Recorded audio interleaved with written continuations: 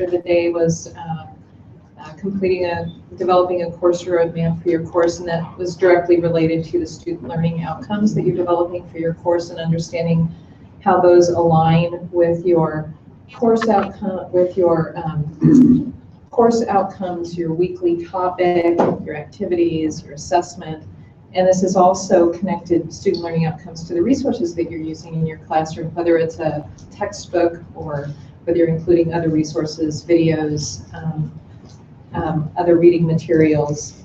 How are those connected to student learning outcomes? And part of the resources that you're using for your class may include, or you might want to explore, open educational resources. And one of the learning outcomes for today is evaluate an open educational resource. And what we really intended for that to be was to explore the resources that are available and to be able to evaluate what might be out there that you might want to include in your classroom to make things more affordable for students here. And so we have Sarah Phillips and Tim Miller, who are going to talk to you today about open educational resources.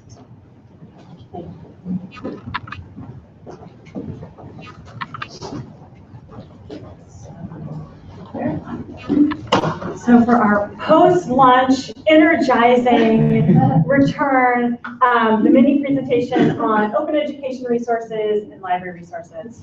I'm Sarah Phillips, Instruction and Reference Coordinator in the library, and a resource to you through this week and through the rest of the summer and into the fall about any of your questions about OER and library resources. I'm Tim Miller, General Instruction and Reference Librarian, and if you have any needs or questions, don't hesitate to contact us. And before we forget, we do have some raffle tickets, and there's going to be a little raffle ticket icon on the slides. So if you see one of those, start thinking about that you might have to contribute some experiences you've had in the past to earn one of these raffle tickets. And we'll go over them. So the first thing that we are encouraging you to think about as you go into the afternoon work session is what is your unmet need? As you're looking at redesigning your course, what are the things that you are trying to address that either didn't work successfully before or that you want to try differently going forward? And we just listed out some of the things that people have talked about or some of the big issues that an OER or a library resource can help address. And so one of the first things you want to think about when you're choosing a resource to add to your class is what experience do you want your students to have? So how is this resource going to give them that experience? Right? So we're gonna show you ways to find different resources, find open educational resources or resources that the library provides. But you really want to be finding something that's going to be a fit for your needs, not necessarily just using it because it's an open education resource and it seems fun and exciting. But you want to make sure that it's going to fit. So whether that's you're trying to teach critical thinking skills, research skills, whatever it is, you want to make sure that that's going to be a tool that's going to help you with that. And you'll see at the bottom of these slides, we list out a couple of the COLT points that these would address. So as you're going through COLT, you can see how these OER or library resources can help you make those changes. Wait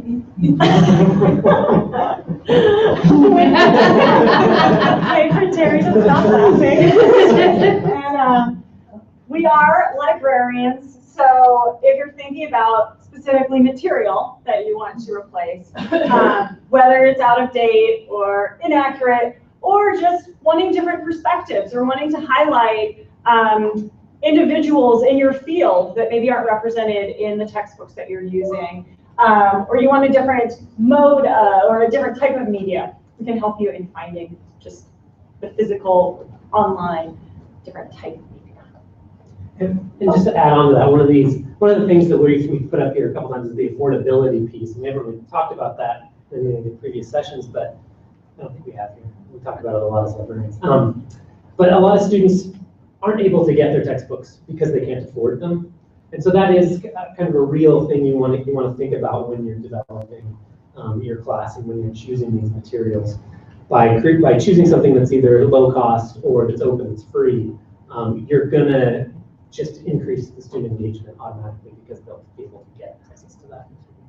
If the library dean, Sorrel Oberlander, were here, he'd have the statistic more accurate than me, but it's somewhere around 60 to 65% of students in national surveys say they haven't bought a textbook because they couldn't afford it. It isn't because they didn't want to or they didn't think they need it, but it was because they couldn't afford it. And those are students that can't be engaged with the material because they don't have the material. So we're going to show you about some other material. Yeah, so we have the article databases, right? That's one of the big things that we teach in our library instruction classes. And that's what most of the students have a little bit of experience using. And it can be a great tool that you can use as an assignment. So you can assign the students to look for articles in a database, so that they kind of create their own curated list of articles that then they can report back or do article summaries on. And you can also select articles and put them in OnCourse, which is our online course reserves. One of the really great reasons for that is because we will make sure that it's accessible for folks, and we kind of do all the behind the scenes work to make sure that those articles are going to be more usable for the students. And so we have some raffle tickets, and I know that some of you have already used OnCourse or have used these databases. So if anybody wants to share one of their experiences using one of those, we've got raffle tickets. I've been very appreciative of the OnCourse group or person who converts all my PDF documents into accessible documents. Right. That new resource in the last year or two has made my life a lot easier to be able to claim that my course is accessible. Yeah, great. Yeah. Thank you, Jeff. Is that person in the room who does that work? No, that person is not in there. No. That's Noelle Simon. Okay. Downstairs, her office is right behind the checkout desk.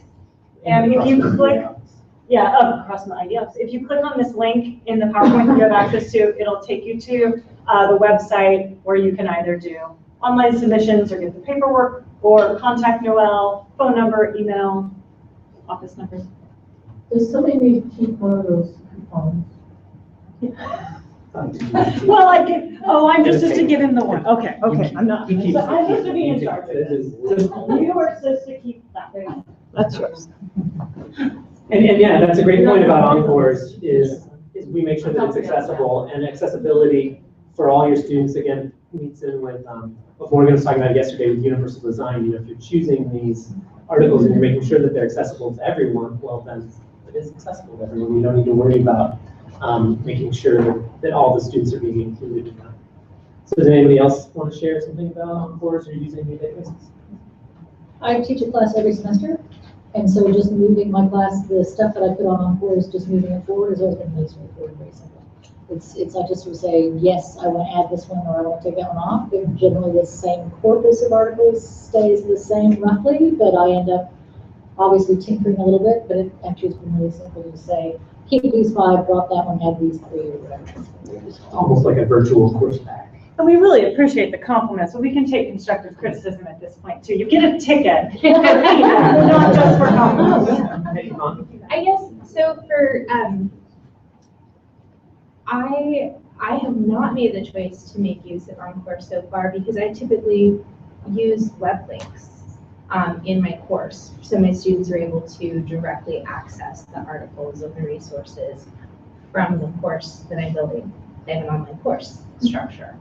And so I'm interested in kind of like what are the pros and cons of using OnCourse like that. That was an interesting one to me. Like it's an existing collection that can be linked, so it doesn't have to have the same updates. But are there pros and cons of using OnCourse as opposed to directly linking the articles themselves from the web?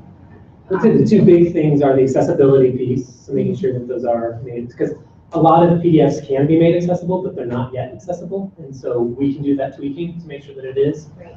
Or we can coordinate with Cassandra Text to make sure that that happens. And the other big piece I would say is copyright, so we can make sure that everything's meeting the copyright requirements.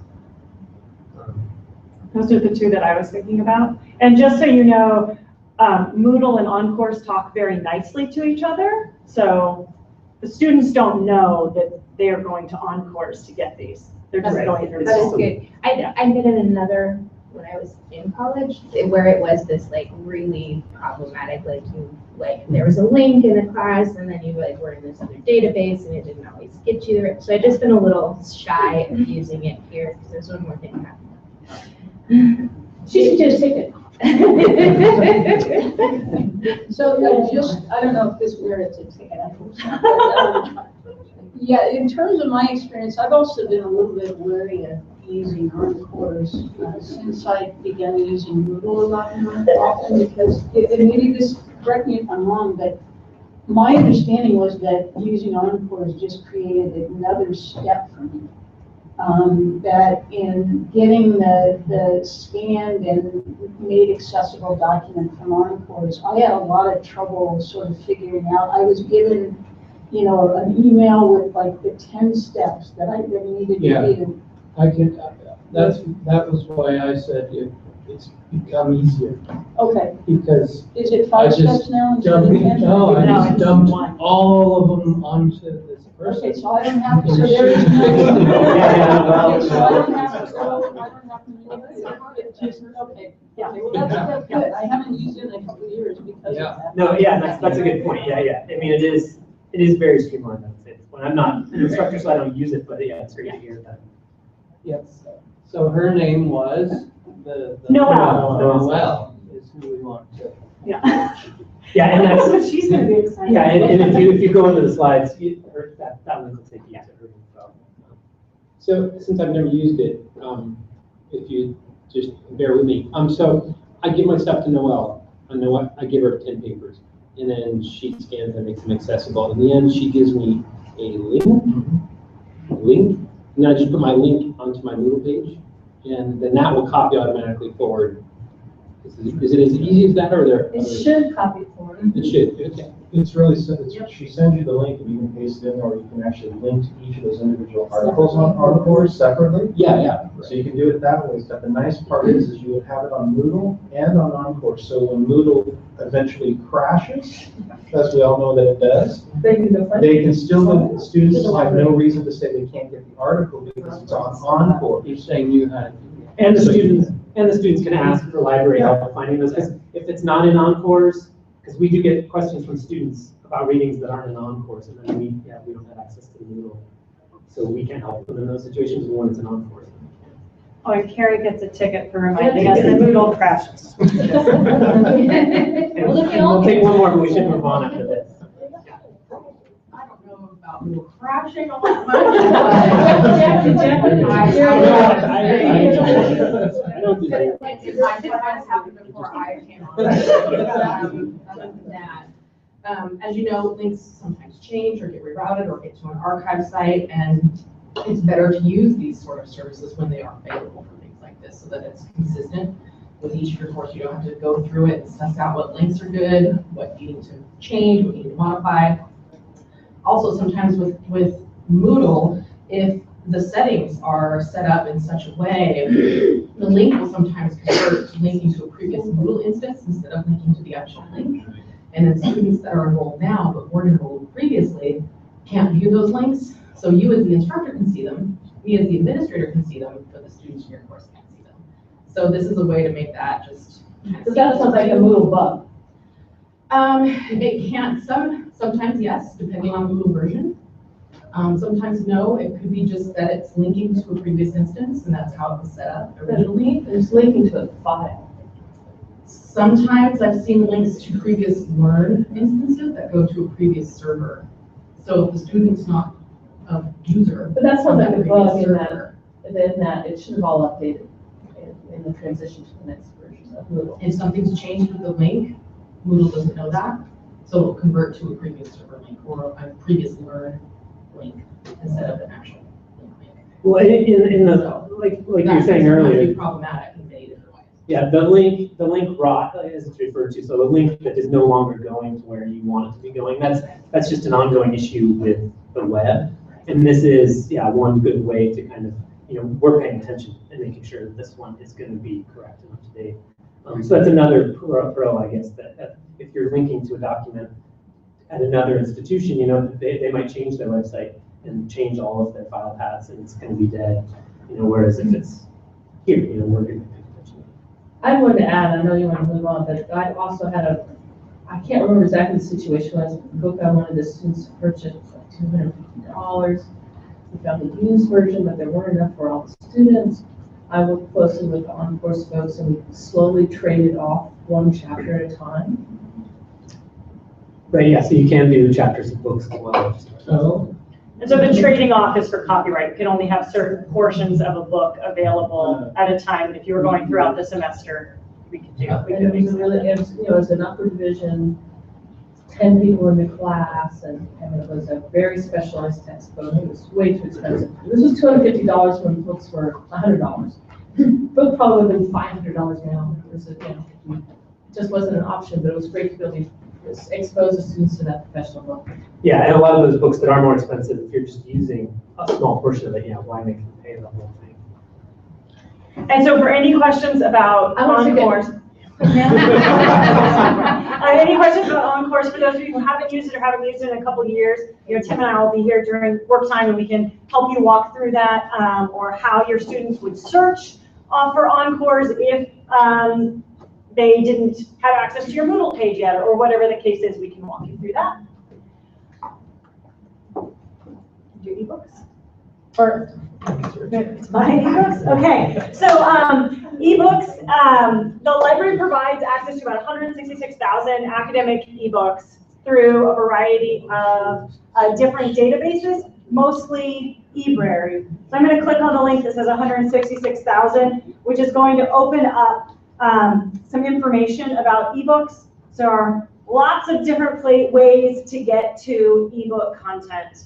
You can use a chapter out of an ebook. You can use the entire ebook as a textbook. So our ticket opportunity is who has used all or part of an ebook in their class. What are we going to make you tell us? The name of the ebook. What was the name of the ebook? The name of the ebook for a ticket. Programming. All at once. Greatest show on earth. Like documents. I've used it for my own routine. Yeah, so all of these ebooks are also just available for you. Our Kindle Fires in the library are full of popular reading. Most of our ebooks, most of that 166,000 are through, it's called eBrary. This is the platform where the vast majority of those are. There's a basic search, there's browsing by topic, and there's also advanced search, where you can create multiple fields to search with all of your delight in Boolean logic and searching. But all of these books are going to be full text. You can download them to a device for 2 weeks. You can copy a certain number of pages. You can print a certain number of pages. Both of these numbers are determined by the publisher and vary by book. Yeah. Are students able to access them at home? You are able to access I've these had from. issues with that before, where I am trying to access the book online at home, and I've only been able to access it through the library computers. You should definitely let us know, because these are accessible to anyone who can log into My Humble. Okay. So you have to be logged in. I'm usually logged in. It's just, you know. And there are many different publishers that we work with, and they're always changing. You know, it's the web, so they're always changing the way they do things. So yeah, definitely let us know. Usually, we can get those working pretty quick. Because you should. Yeah, have they access should, to yeah. it, But the really powerful thing about these is that you or students can search full text. So like this book, I can search for just the word Iran and see that the 60 times that it comes up are shown in these bars. I can now go to each chapter and navigate by page and see that word that I've searched for highlighted for me. There are all sorts of extra features. Students love them. You can annotate, you can create bookshelves, highlighting, lots and lots of features in the ebooks. Yeah. Could you show me how to access, if I want to browse our ebooks, how would I access that through the library's website? So that's a great question. One way is from the library website, you go to catalog, and you could limit to electronic books. Okay. And then search. There's not a very nice way to search. It's probably It doesn't seem so bad. Well, except that it's not like browsing like an eBay where you're able to jump back and forth to the book. So like when I find a book like this, I'm now going to need to click on linked resources. I'm just going to open up another page. This is going to be more clicking. Okay. But I'm glad you don't think it's that bad. Oh, and this is a different provider for an ebook. This is EBSCO ebook. And we have the back of the book or downloading the ebook to a device. So this is a great example of how there can be different platforms that you'll see ebooks provided in, although the majority of our ebooks come in through eBay. So we have a couple of things to keep in mind when you're looking at ebooks. One is that different ebooks have different rights that the publishers have retained. So just like I pointed out, the number of pages that could be downloaded or printed or copied, that's set by the publisher. And the way that we pay for them also determines how many users can access them. So some of our ebooks are limited to 1, 2, or 3 simultaneous users. You'll think it's not enough for your class. So if you're going to use an ebook for your class, you need to let us know, let your librarian and let Encores or Noelle know, so that we can make sure to get unlimited simultaneous users. And if you're going to use this for a class, we can most likely make that happen, but some ebooks, that's not allowed. We can't purchase unlimited simultaneous use. We want to know that in advance of you telling your students that this is how they're going to have access to the reading. But for most of our books, we either have unlimited simultaneous user access or we could purchase unlimited simultaneous user access. And just like Tim mentioned with using Encores so that your PDFs are accessible, the ebooks that we purchase are they're expected to be accessible. You know, we always want to check with Cassandra if you have any questions, but these are mostly purchased through the CSU, so it's with the standard that all the California universities are held to about accessibility. But making sure that you contact us and Encore so that we can make sure that you have access to this ebook, that your students have access to this ebook for the entire semester. Can you tell me, okay, so you would, or you get contacted, and then you would contact the publisher and look at how much they would charge for a certain amount of time? Is that it, or usually forever? we think we're buying the book outright forever.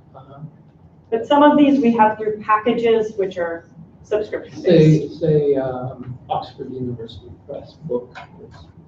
Would that normally be something that you would then, instead of purchasing it and putting it on the shelf, you purchase it and put it on your HSU e-library? Yeah, so anytime you request a book to be purchased, you can request that it be purchased as an ebook or as a print book. And some people, some faculty and some students still certainly prefer it be a print book. And some faculty, when they make requests, always request that it be an ebook so that it can be available to their students. Sometimes it's worth it to have both. Or both, yeah. Awesome. So before we move on, did I miss anybody with the tickets? Yeah. All right. So now, open educational resources. Open educational resources basically means that it's no cost for your student, and that the rights are open so that you can distribute it to the students. You can make copies of it. Whereas with traditional copyright, you know, you're limited in how often, how much you can share it, and how often you can download it. And we have an open educational resources guide to help you find some of these resources, because it's kind of can be confusing until you get a little bit used to it. And the guide is set up to be, to help you, there's some links to just finding general resources. So there's a few databases that have been set up. A lot of different institutions host some of these, where you can search for some of these open educational resources. And I'm talking about textbooks, lesson plans, PowerPoint slides, all sorts of different things that you can use in your class. But we also have it broken down by college and department. And so you can go in and look for your specific department to find more specific sources. Some of these we've done a really good job of finding, and some of them are still in the works. So definitely give us feedback, let us know if you have any suggestions or if you have any needs that we're not meeting. There is a feedback box on each of these guides. For instance, I'll show you a really paltry one that we're embarrassed about, but you know, stages. yes. All of So them, it's pretty empty. this box, please help us make your discipline better represented in the OER community. And so we're going to be, for those of you who don't like to participate in person, you want to take some time and reflect and think about things and participate in your own way, so with introverts in the room. We're going to be giving out tickets tomorrow for people who give us any suggestions in the guide. So that could be feedback, something that you're interested in, you want to see more of, or if you have a resource that you've been using that you like and you want to share with other people, just submit one of these recommended resources, and we will give you a ticket tomorrow. And we might even extend that, Yeah, right. just to be more supportive of your learning process throughout the week. After Friday, the ticket. It'll have to be before the drawing, but. Yeah. There's On this guide, there is also the link to the ebooks. So the information about accessing, on the right-hand side are the subscription ebook packages that we have, and on the left side are ebooks that are freely available online that would be very relevant for some of your disciplines. And there's also a little explanation for any of you that are interested in it about the ebook purchasing. So it is absolutely possible that there may be an ebook that would be perfect for your class that we can't buy unlimited access to just because of the publishing rights. But really interested in that with lots of people who'd love to talk to you at length about it. I think we ran into that problem that one of four last semester, that we couldn't buy the unlimited rights to I can't remember which text it was right now. But what they were able to do was buy it for the Kindle. So we ended up with, I think, 11 copies on the Kindle, plus what we were able to put on reserve. So I think we ended up with about 20 copies of the book on reserve in the library that got used almost on a daily basis. So there were. Yeah, there were workarounds. There's creative ways to deal with it. Yeah, the publisher restrictions are often very, very specific, and so sometimes we can work our way around them. And sometimes they seem very random and punitive. But yeah, we'll do our best to try to figure out how to make sure that the students can get access to those. And oftentimes it's just time. It's like right. Beth working with Noelle to alternate the chapters out, or getting enough copies and getting them on the Kindle Fire. Sometimes it's just time, so that we can figure out that solution. Okay. Do you know if a publisher gets money for the number of hits on the ebook? Or is it a one-off? I would say typically no nowadays. They're all different. They all have different, just like some are subscription based, some are you purchase them. There's different plans. I don't think right now any of them are on per click. Right. It used to be the model. Right. I have one exception.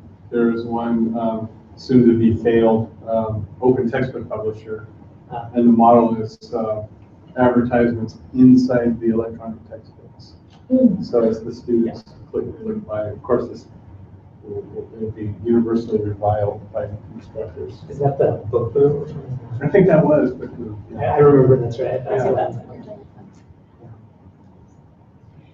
So the last item on this is that this is a community of practice of people finding the best types of resources. So not only for a ticket, but also just to contribute to that research guide.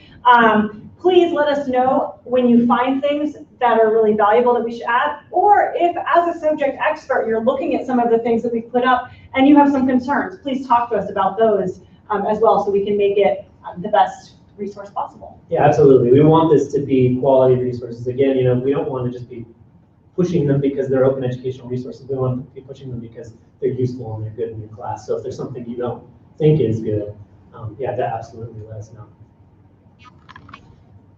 And so, again, just to kind of reiterate, you want to be thinking about when you're choosing your materials, you want to be thinking about what experience do your students, you're reworking your course. So what experiences are they not getting that you want them to have? So what do you want to change, and how can we use these materials to do that? We have this little graphic here, and the quote is, "It isn't the answer anymore, it is the question." And so a lot of the time it's kind of fostering that inquiry, that giving them a problem to solve rather than giving them the answers. So sometimes creating these experiences can be flipped around from how we traditionally think about them. And then lastly, we have the learning outcomes for this week that kind of fit in with what we've been talking about today. And so while you're thinking about these materials, we just wanted to leave these up so that you could have these fresh in your mind. So the obvious one is that you're going to evaluate a library resource or open educational resource for your course. But then incorporating at least one inclusive learning teaching element in the coursework. And so that can be through these materials. You can choose a material that is an inclusive learning and teaching element. And then also distill your big ideas into functional student learning outcomes. So how are those big ideas going to fit in, or how are you going to get this learning outcome to meet that? And again, that can be with the materials. Yeah, Beth. Oh, yeah.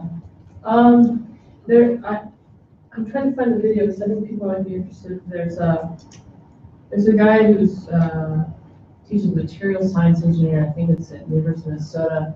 But he's using an MIT site where multiple people can mark up a PDF at once. It's MD, and what's cool about it is he's actually grading students on the quantity and quality of their comments. It's 25% of their course grade. And instead of having to watch videos before they come and do their activities in his flipped classroom, it's this activity on the text. Right. And he's made, so it's, what's going off in my head is there's all these ebooks.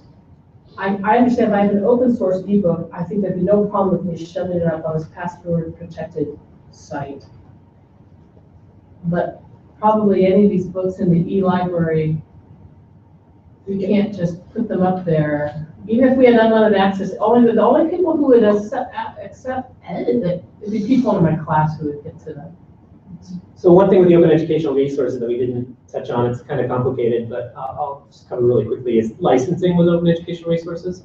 So usually they're licensed with Creative Commons licenses. Creative Commons means that it's open to share, so you don't have to ask permission to access it and use it in your class.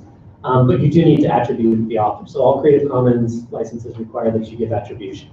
However, some of them also have other requirements. So whether or not you can modify it, whether or not you can use it for commercial purposes, and the other one.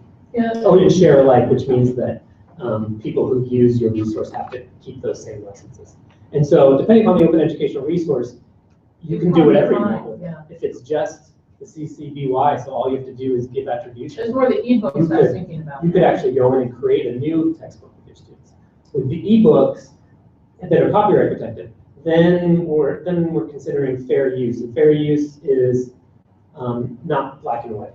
And with education, so behind password protected course, it's a lot more flexible than you trying to publish it and sell it or something. So so there is a fair amount of wiggle room there for what you're talking about. Are you talking about creating a new? So the idea is basically you'd upload the PDF of this ebook, and then I would assign students read chapter 1, and you need to at least make 5 comments before class tomorrow. And they would go do it. It even could be that we learn chapter 1. Yeah, so most of the ebooks are limited in how much of them you can download by copyright. So you would be breaking copyright if you were actually downloading the entire book, putting it on Moodle, even if it was behind. It wouldn't be up on Moodle, it would be on this other side. Right. Same thing. Yeah. And with EBSCO, where it said you could download the entire book, that also expires after 2 weeks. So the e-library subscription ones are definitely with the intention that you wouldn't be able to do something like that. Yeah, but you could certainly have a link to the book and Yeah, then but a this- forum for them, but Yeah. yeah, but it wouldn't. This is it's really specific, and you can learn a lot about what the students understand just from what part of the book they ask the question, the discussions they have, the way they answer each other's questions. Thought it really neat.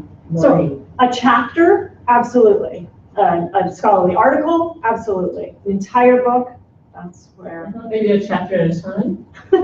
Sure. Well, in the eBrary example that Sarah Faye brought up, it said you could print out 10 pages. That's actually really low. Usually it's around 50 or more. It's not actually quite a bit more, like 70 or 80 pages. So a lot of them you can actually, that could be 2 or 3 chapters in one book. So it really, again, it just depends upon what the publishers can specify. But with MIT, with that MD tool, they specifically made that for books that were in Creative Commons. And so there's a lot of textbooks out there that are in Creative Commons that could be put up or even public domain. Do you have Creative Commons books in the library, in the e-library? Have you made a point of putting those in there, or are they separate? Like if I'm searching, I'm not now using the ebook only search. Yeah. Are the Creative Commons in there? Are they part of your library? So on that, in the research guide on that page of ebooks, there were some that do point to Creative Commons and public domain books. So No, but eBrary. I went through one-stop shopping where I From was the at the eBrary, library. right, so from eBrary, no, we're paying for those. No, even further out here. I'm starting from there. From here. I search from here and I say, I want to see all the ebooks that have blah blah in the title. Yeah. And will the open source books come up? No, we're not gonna have a whole lot of the open books cataloged in our collection because traditionally in the past, we've focused on. But what if we start saying these are good books? What's that? If those are. Would we recommend them to you? Right, Right, what if that's we what say, we want, yeah, these yeah. are really good for our discipline, I'd like our students to be able to find these when they search for it. Yeah. Yeah, absolutely. Yes, Yeah. absolutely. What about the OER guides? What about what? Well, so Because the students may not be smart enough to go this way, right? They're gonna go to one-stop shopping. They're vague books. But we could find a book from Project Gutenberg and we could catalog that and have the link in our catalog. So then students could look in our catalog. With every public domain and Creative Commons book, yeah, no. But if there's something that you're definitely interested in and you're going to be using, absolutely, yeah. That's the kind of thing, let us know and we'll try to make sure that students can get access. Or for instance, the books that some of you are publishing next year. We'll make sure to add those links. but Tim, what about you have the OER guides by discipline? So you could put the link in that OER guide by discipline. Yeah, but the students aren't gonna find that. Yeah, this is not a guide for students. This is a guide for faculty, but we could have it in both places. We could have the recommended resource listed here under, textbooks, and then also have it in the catalog. And we do have the research guides. So this is for faculty. This is for you to have materials. But we also have research guides for students when they're doing their research. And if you have materials that you're going to be using in your class, we could also add it in there. We could have like a little box just for your class with all of your course materials, or sometimes we create whole new pages just for a course. So yeah, there's a lot of different ways that we can get those materials so that it's easier for the students to find. So if we wanted an ebook, you said contact us. Is that contact you guys or contact I work with Katya? Doesn't matter? Doesn't matter. Yeah, we all share walls. Okay. Yeah. Katya would probably be the one who would change the guide, you know, so I mean, she would definitely want to know, but we could let her know. Talking about the ebook. Yep. Right. Another person to contact about ebooks is George Wren. He's our collection development electronic resources librarian, and he's be the one to actually negotiate the contract. So, you know, any of us that you ask, we can figure out who needs to deal with it. It's actually, if you find ebooks that are that are open source or Creative Commons, like putting them on this page with direct links with the class name and stuff like that, I should get to you guys. Never really got it.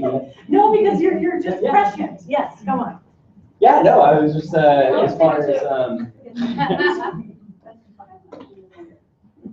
Yeah, absolutely. So one of the things that we want to do so the sustainable learning solutions, Nick is part of, Jane is part of, I don't know, maybe some of the rest of you are as well, of identifying open materials to have, in your classes. Nick is writing a book, but that when faculty use a specific resource in their class, we would like to put a little annotation that, you know, as used by Professor Malloy in GSP 101, or as created by, or whatever it might be. Whereas these are not necessarily even being used at HSU yet. yeah, you could have a whole page on there though that's like a one-stop shop of like these are the links to all the other resources that we're using that aren't on boards or something like that too. Yeah. Right. That's a cool thing. So yeah, so that's our 10 minutes.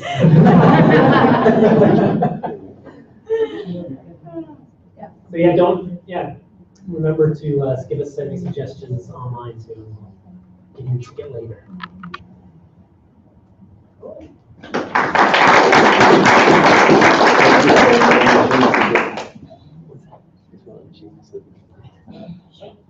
We forgot to do the lunch raffle. Oh, no. That one's different unless you guys do collecting tickets for it. Who's gonna draw? I better get the prize out first.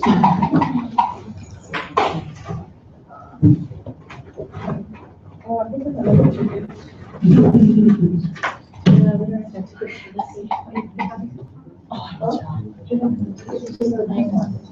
No. Melinda.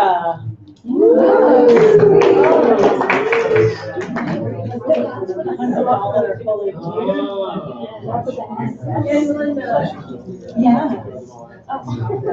That one just has your name. So you don't have to remember anything except your name. Yes, you are faculty. But we also don't have any. Everyone's got one name, so sometimes it's things that. Right. You know, so yeah.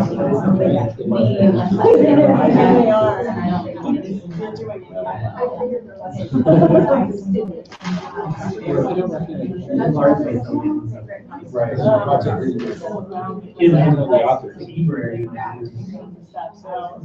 Children's fiction, that's what you're looking for? Literature from the 19th century? Yeah. What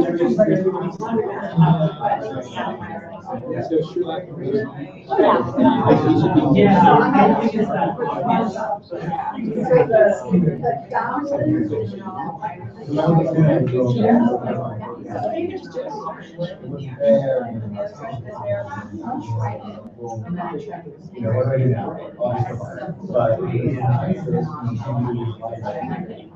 Yeah, and. But then there's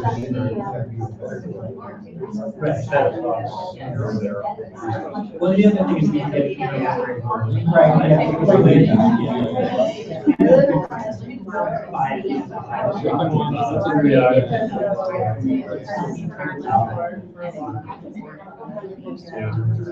Exploring the resources. Some libraries are not.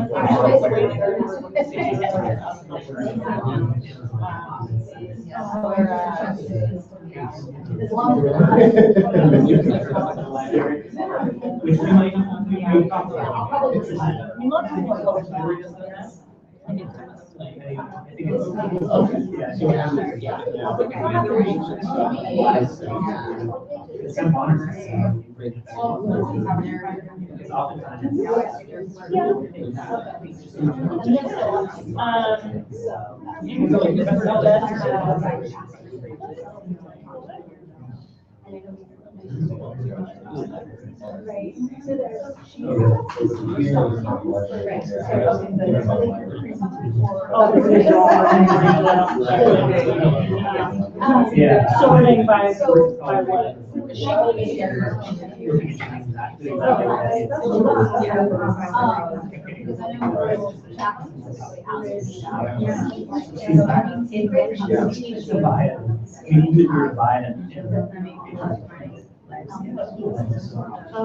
I'm just looking here at the list of free ones. Good work is always a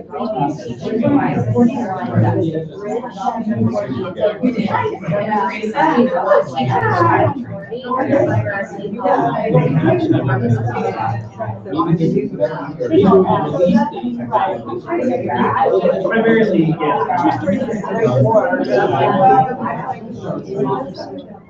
So they like on the digital,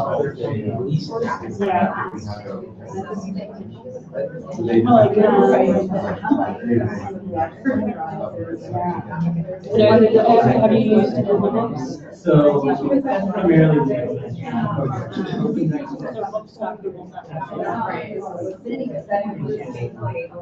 Online version that you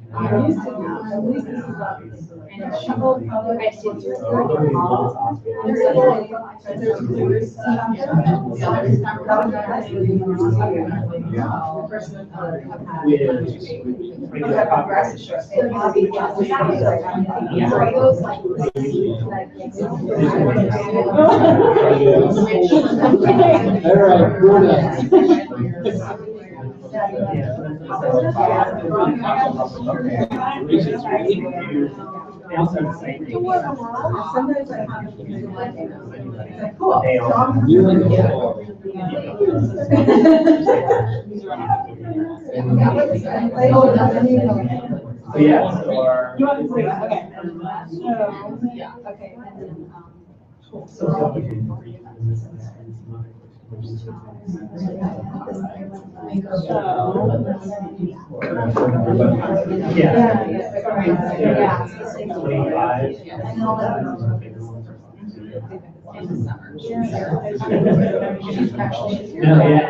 They're pretty good.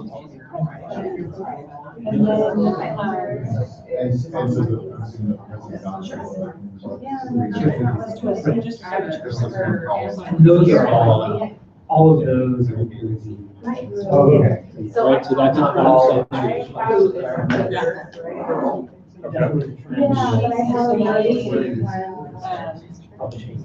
There's a preview available, which is available.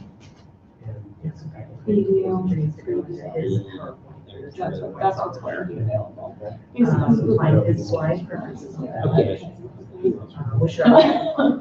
But for again, older stuff. Directory of open access books. I mean, those are really academic again, not just fiction. From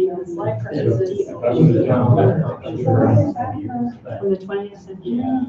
So I did, I just created a Right. Well, I think. You have access to the library. Yeah, right. You don't have to do that. So just go. That's what you're saying? Yeah. You didn't go for. No words. What? They're not.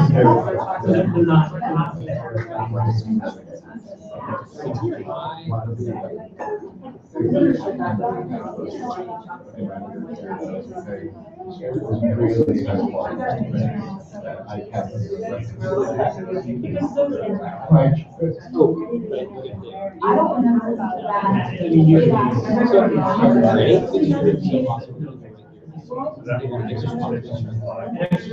Just trying to do it while you're doing it.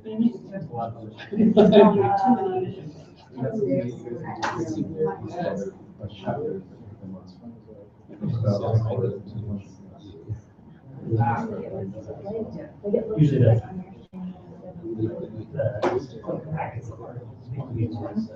Sometimes filming One or two articles. Okay, then, I was thinking, well, I wanted to find, I want to browse.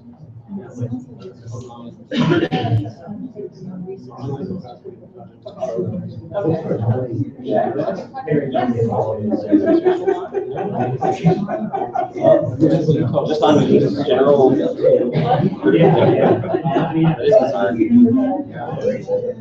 What could possibly go wrong?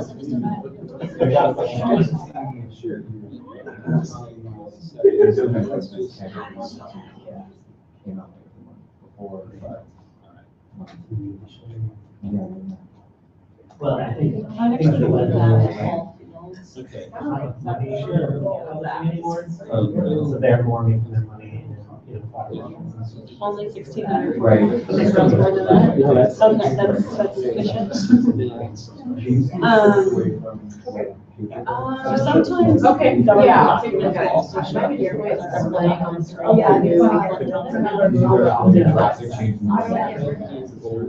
perhaps. Well,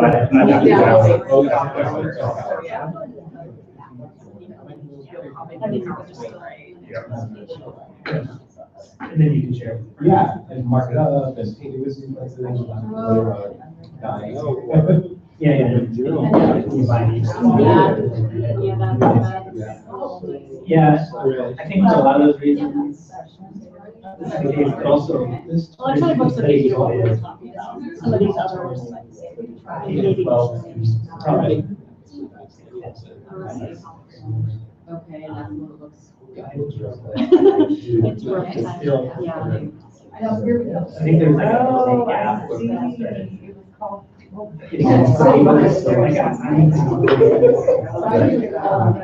Younger people now are actually reading more. Can't get rid of it. People are reading. It's not. Yeah, on this.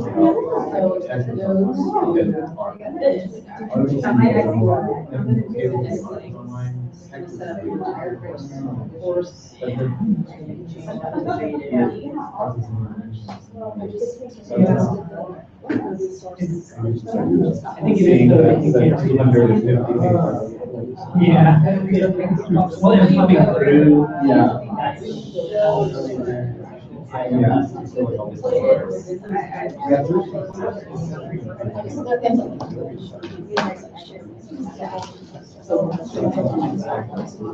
Cool, great, thank you. Let me know, so Brooke is the person right now. Okay. All right. And then she's got the I'm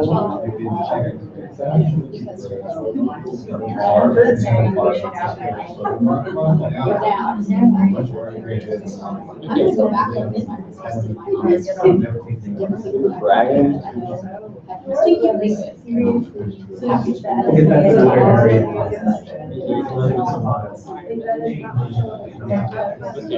Yeah, and this, I It's just. the bragging.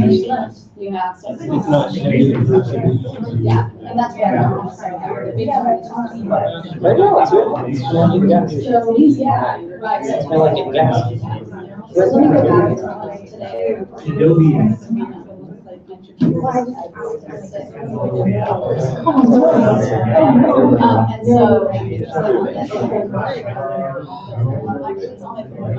So I'm just gonna check. If not,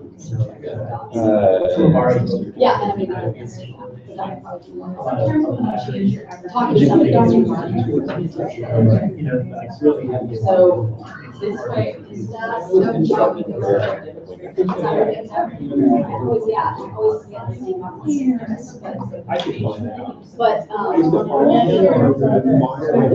yeah, and he's gonna. The problem is, it's usually the publisher has a contract. But, She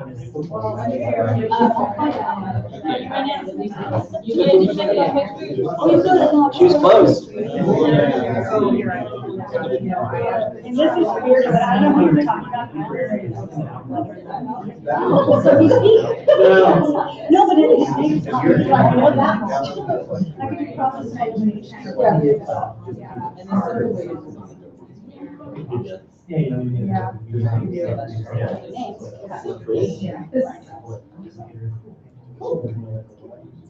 If you click on those go to a page that oftentimes has a picture. Let's see who recognizes me. It might be a part-time. Oh, yeah, and the polling option. Drop it down. Glenn? Yeah,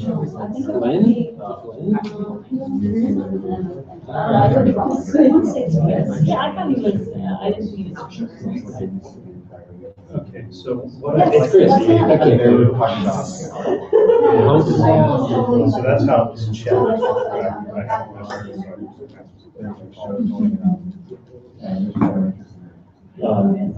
Yeah. So what I'd like to be able to do is I'd like to be able to see the results before the students do. Because the idea would be that if I see the results and they're all over the stuff. Yeah, yeah. It's a long way for them to literally discuss. Yeah.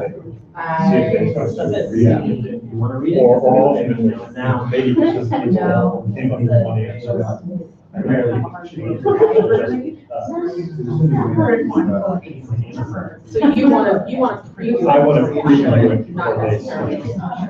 That is a different question. I don't know.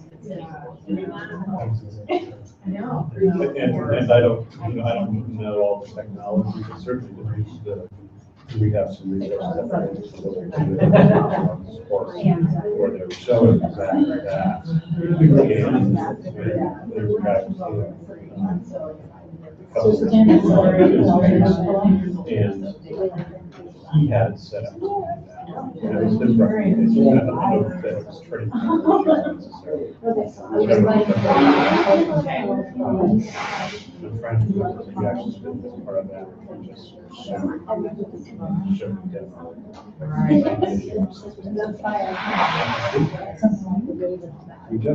Yeah, so that's. Okay, then I go to it. That's good.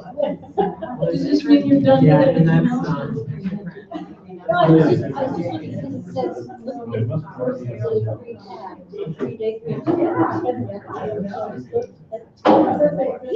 oh, see, you've done it. an exam that I wrote.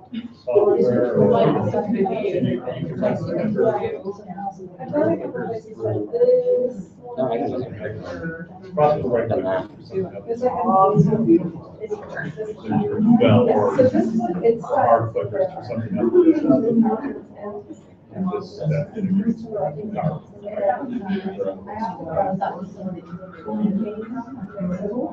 Yes. We haven't looked at the schedule, we might actually look at the.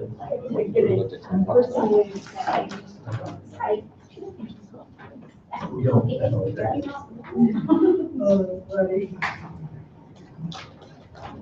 Okay. It's more easy. Mine, don't forget when I go back to my office.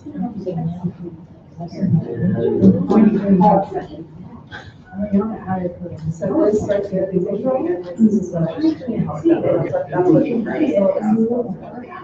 but I'm looking for. Here we go. So these, and then maybe, because I know I wrote this, it's really That might be it. Might have to be. then this is probably. Yeah. See, there's some variation there. No, I'm guessing it's gonna be correct. Yeah.